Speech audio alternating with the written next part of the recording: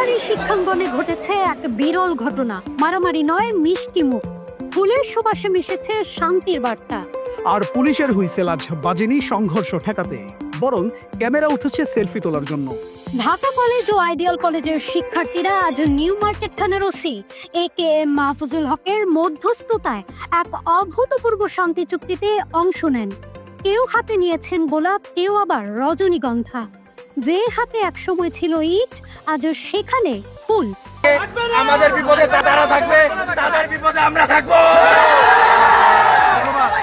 যেখানে আগে একে অপরকে চোখ রাগাতেন, আজ সেখানে হাসি আর ফুলের পাপড়ির বিনিময়ে।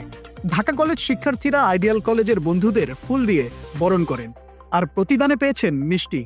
যদিও কেউ কেউ অভিযোগ করেছেন মিষ্টি একটু কম মিষ্টি ছিল।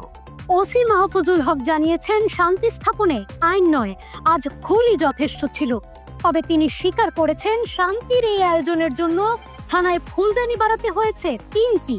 তবে এই উৎসবে একদল অনুপস্থিত। সিটি কলেজের শিক্ষার্থীরা আজ যোগ দেননি শান্তি চুক্তিতে।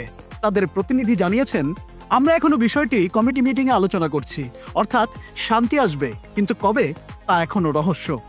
শিক্ষাঙ্গনের এই রঙিন মিলন মেলায় স্পষ্ট বার্তা, শান্তি আসে যদি ফুল হাতে থাকে, আর পুলিশের হাতে ব্যাটন নয়, থাকে ক্যামেরার।